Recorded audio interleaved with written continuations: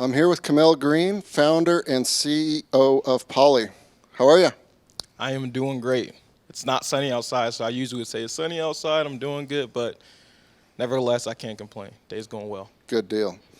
Okay, this is one where I actually know a lot of the answers to the questions, but for those out there, we Yeah. will do this interview. Yeah. What is Poly?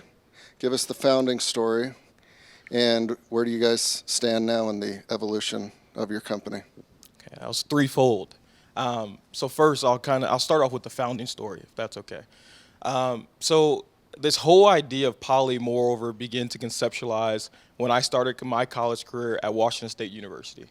I'm coming from the Bay Area, coming from the Silicon Valley. I've always been interested and involved in a wide range of things, from entrepreneurship to debate, technology, just so many different things. However, back in 2013 at Washington State, it felt like I was always relegated to, moreover, just being a student athlete. And I knew at the university there was going to be so many different things out there. Nonetheless, I couldn't find that. And it wasn't until January of 2015 when I transferred to BYU is when I felt like that problem of disconnect, within campus begin to exacerbate. I usually always say this, and I remember, I was locker buddies with people that was around, 25, 26 years old, non-LDS in a new environment, and I felt like I was disconnected, moreover. But I wanted to look more into it, right? I'm not a black guy, moreover, at BYU. Maybe that disconnect might just be an outlier, right? And so I wanted to look into that, and so I started to do more research, got in contact with Steve Smith, who's the head of clinical counseling at BYU, and that's when we really honed in into the problem, and that was that 70% of current college students were lonely. And so, fast forward through, sports and everything, I graduated mid-year 2017, started working within the private sector, and then I ended up building a mobile app, which was called Mesh. And this is when I went back to school to get my master's in public administration. And Mesh was, again, trying to solve that problem. It was a mobile app that consolidated all the activities and events onto one app so that students can really connect with other students, with like-minded students, and really nudge individuals to getting out there and connecting. Fast forward, I ended up getting a job opportunity at Eagle Mountain City, really start to see a space in which, administrators had a difficulty with communicating because there's so much noise out there with the current solutions, Instagram, Twitter, Facebook. And so we really started to see that disconnect in that regard, and that's when we really started to pivot. I started getting more involved within the entrepreneurship community, got involved here at Silicon Slopes back in 2018, which really was a catalyst behind everything, and really started to build that mobile app, and then we later pivoted, and that was a mobile app, moreover a platform that works directly with municipalities, with companies, and with schools. And the main idea is it gives a voice to administrators. And it's an engagement platform so that students at schools, residents within cities, employees in companies have a one-stop shop to go and know what's going on within their organization. And so in short, that's kind of the founding story. You can go more into detail because I touched on a few different things. And that's what Poly is. It's an engagement platform so that administrators have polling capability, survey capability to really engage with their audience. Yep. And I've seen all of the pitch decks from Mesh to now you have paying clients, you've got a team, you've got developers, you've got sales folks, and it was starting, like I'm interested in kayaking or I'm interested in some beatnik drum circle. Mm-hmm. It's tough to find. Yes. That's kind of the original. Now, cities, municipalities, big organizations use it to communicate with their constituents, employees, and it's all consolidated into one platform. So it's not without some consternation for you to end up at this point, right? Full-time student, and then this was a side hustle too, because you had a job to pay the bills, and you've dropped in the office every once in a while and shared successes. We just signed up this client. Right. We've got the legal structure figured out. So from the early days to your first paying client, what did that take for you and your team to pull that off? That's a great question, Garrett. We talk a lot, and you've never asked that one. It took a lot. The first thing I would say is it took a lot of hustle. It took a lot of adapting to the environment. As you all know, the social climate, COVID-19, there's been so many existing variables that would have easily, diminished the acceleration of any type of startup. I think the first thing that contributed to, moreover, our success is really first being open to learning.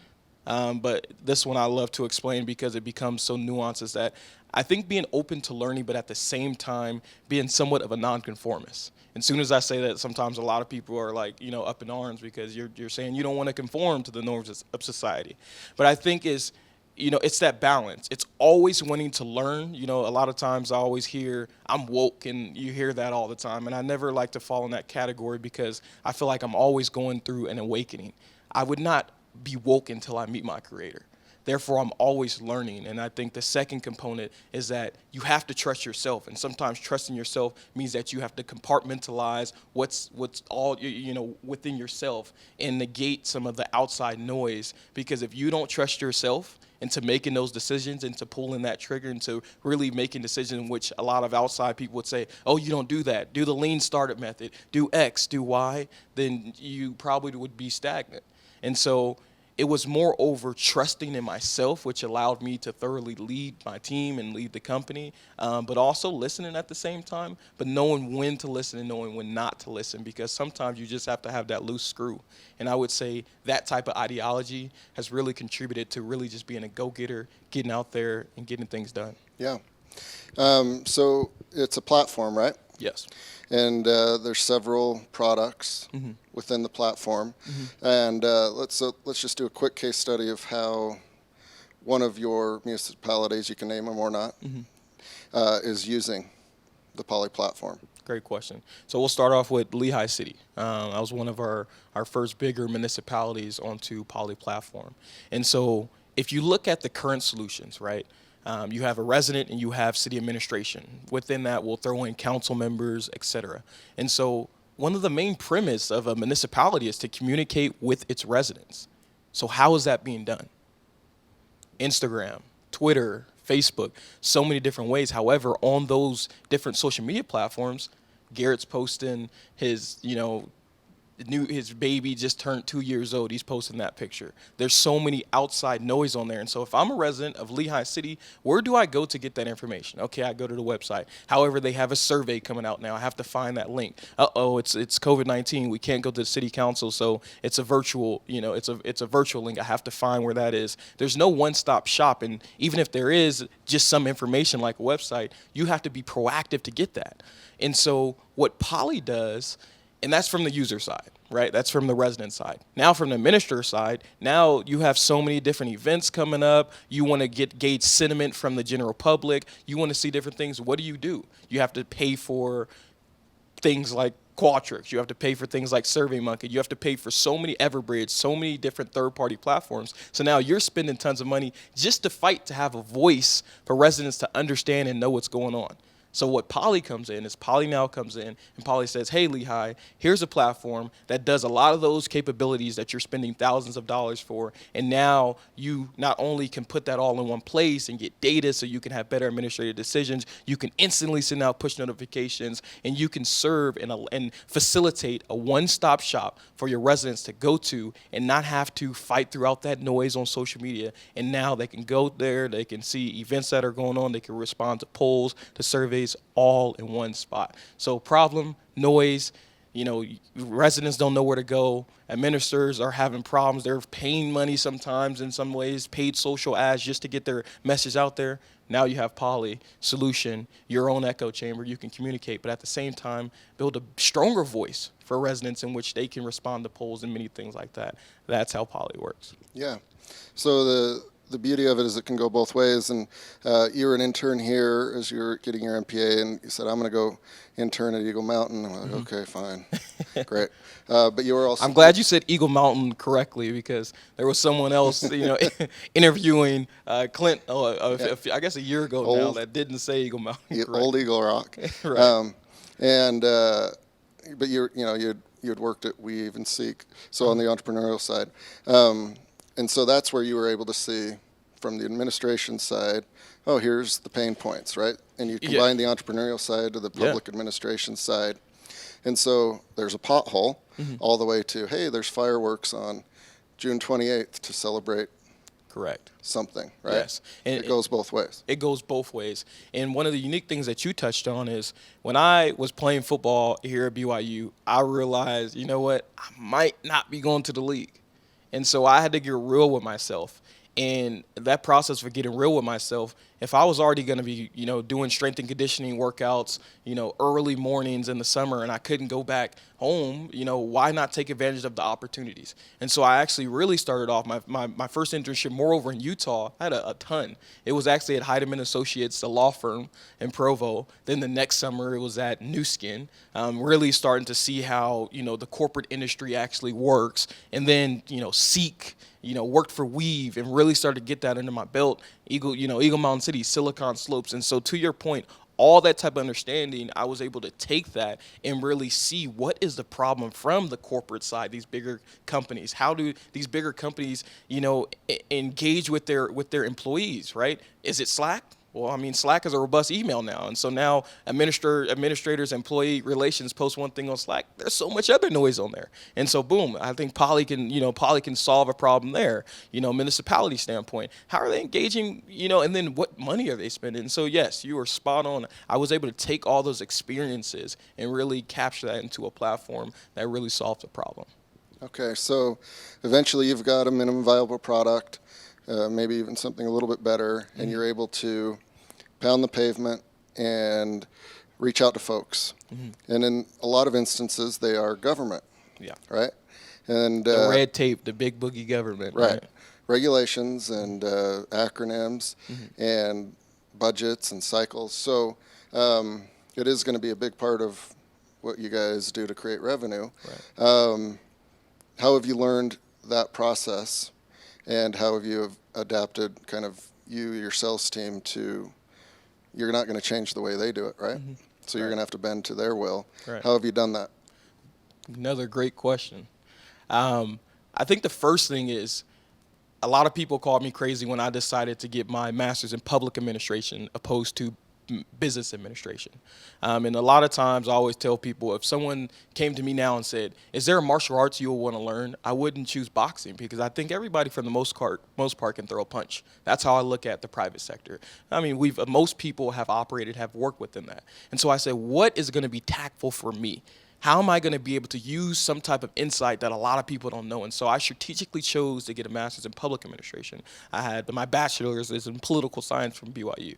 And so I already wanted to work within some type of governmental space. And so when I chose to get the master's in public administration, it was an emphasis within local government. And so that already starting to understand how budget works, when's the fiscal year, those type of understanding when's the right time to engage with the city, when are the council members, setting their budget, things like that. And so already at an early level, and I date back myself, even I'm from East Palo Alto, California. My mom worked within government and local space there. So I already had that itch, but, really specializing it when I got that master's in public administration. That helped me understand, how local government actually works, and then working within Eagle Mountain City. And so I was able to strategically structure our sales team, and not only structure our sales team, but actually develop a product in which people who work within that space have, say as to what type of features are coming out. And so that's how we structured it. I was able to understand how things worked, and then built some of the,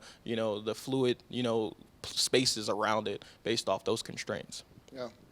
All right. So I saw firsthand you're burning the candle at both ends. Yeah. You would come to me with problems or thoughts or ideas, and I'm not too bright, so I'd be like, all right, I kind of see that, and I'd try to connect you to somebody smarter and better positioned to help you out on those types of things. But speak to the importance of mentors and getting outside advice and counsel as you build a company. Vital, 100% vital. I knew,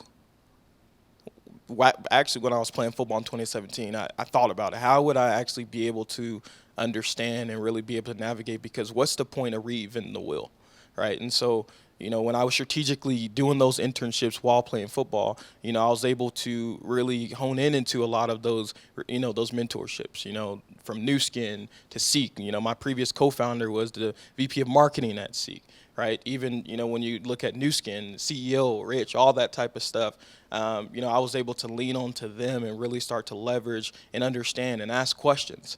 I think, not to just say this, but Silicon Slopes was I would say the most vital, coming to you and being able to just talk about multiple different things outside of what I wanted to do.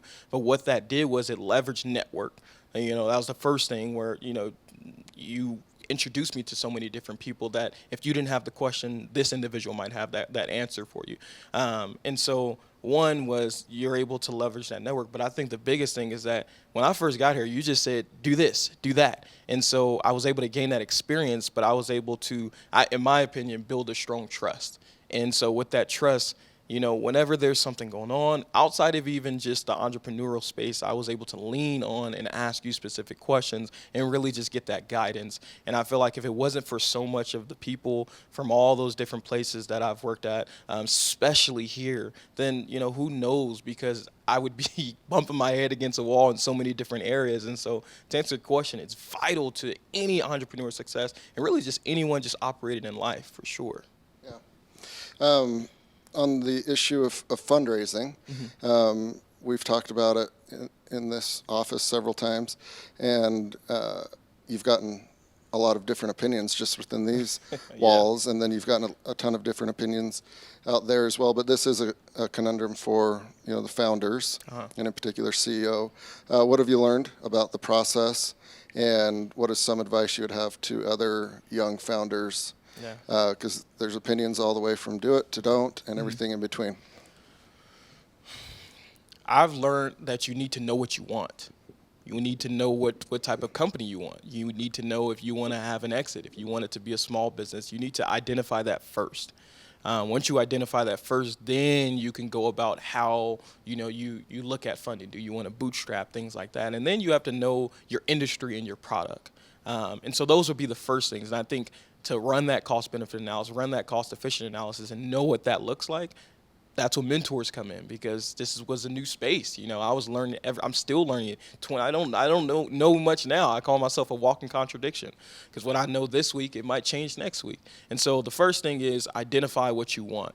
Run that analysis. Lean on your network so they can help you better understand certain things. And then once you know what you want, then the next thing is you need to know how you get that. And so, okay, if it's something like I want to have a big exit, then you need to understand what your product looks like, what that TAM, SAM, and stuff like that is, what your market is. And then you need to understand, do I meet the criteria to bring on funding now? And then once I get that funding, what am I going to use it for? Do I want to scale? Do I want to further build a product? Those are certain things that I've learned, and I was able to pick from all that noise that I was getting, all those recommendations. That's really what I identified.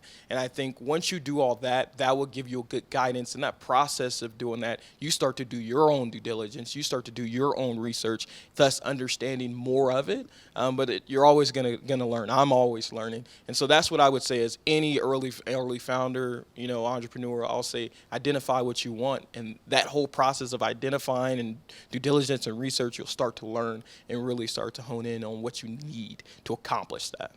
Yeah, and over the last 6 months or so, I've seen you on some demo calls here in the conference room, and I was a big fan of this because I think the CEO should be the salesperson for quite a while. Right. But these are your customers, right? And you're obviously getting a bunch of free ideas. Yes. Of, oh, cool. It would be even cooler if it did this, right? And you take notes. Right. How has that process of listening gone for you? And what happens when you don't listen and don't implement what the customer thought was a good idea? Right. That's a good question. That's a real granular question as well. I think, the good thing for me is that I think sales is something that you're always doing. Sometimes people are like, oh, I don't like sales. You're always selling something. Your resume, that's just, that's value for you, right? When you're talking with people, anytime you're always selling. But I think I was able to really hone in that skill of being at Weave, right? and I had to call dental office, cold calls, and things like that. And one of the things that I learned is that you always want to be honest. You always want to be genuine. The customer is always right? And with us as our early stage with Poly, that's one thing that we definitely still allow, and that is, hey, what are the magic wand question? What are some of the things that you would want? I think as we continue to see that product market fit and really start to identify that, I think you really have to be tactful in how that is. And so again, you always want to listen, but at the same time, it can be a slippery slope into, well, I asked for this, but our budget constraints as well as our dev constraints wouldn't allow for that. And so I think the more you say, sometimes can and will be used against you. If you have something on the roadmap and that's out, then you probably, unless you understand, then that might be something you should probably just sell what you have and be honest with that. But at the same time, I think you still need to listen, because there's so many different features we currently have today that was from listening to customers. And Joe at Innovation Point helped us with, trying to, put it in a questionnaire, working with Lehigh, push notifications, surveys. And so listening to our customers, especially at this early stage, is vital. But at the same time, as we continue and we start to really see the data behind product market fit, then we really need to, I think, start to, have this is what this is and this is what we're selling. And so hopefully that answers your question. Yeah. It's important to listen and iterate. Right. All right, forecasting into the future, looking, you can pick 6 months, 12 months. What makes you happy about your being the CEO of Poly, and what makes you a little bit dreadful? Because it's not all It's rainbows and butterflies, right? Right. So the happy part and the dread part. I think the happy part, one, as cliche as it is, or as you hear it, is enjoy the grind, right? And so I think there's always some happy side to it. I think 6 months, and I'll go with that type of time span. 6 months from now, what would be happy is I think that we'll be taking on our first legit round of funding. We've been bootstrapping for so long, and we've had great success. I think we're ready now. We're ready. I think what would be moreover the downer side, the sad side, is that as you grind and as you go being an entrepreneur, and a lot of you all know this, is that sometimes you miss out on a lot of different things. You miss out on, calling your mom for her birthday because, you stayed up to 6 a.m. And so as that increases, and I can only, know and assume that it's, more money, more problems, right? And so as that starts to come in, it's going to be more of a grind. And so there's going to be a negative externality of that. And that negative externality is going to be the social side. It's going to be your family. And so I'm always going to fight for that balance. But as far as the pro side, the happy side, that would be happy because we'll be scaling our company. We'll be growing. That's what we want. But the downside will be there's going to be some people left out. And that will be the downer side, in all honest and candor, for sure. Yeah. Well, as we were kind of selecting the content for StartFest, I knew you were going to be a guest because the Silicon Slopes team got to watch your journey for the last 3-4 years. And for what it's worth, we are very proud of you. And congrats on what you've done to this point. We're excited to see what you do in the future. It's going to be big. It's going to be big for sure. So thank you for having me. Besides, not just thank you for having me, thank you for continuing to be in such, more than a mentor. It's like a big brother, I would say. And so, I look forward to our continued strengthening of our relationship. And I thank the whole Silicon Slopes community, the whole Utah community, and just know we'll be big.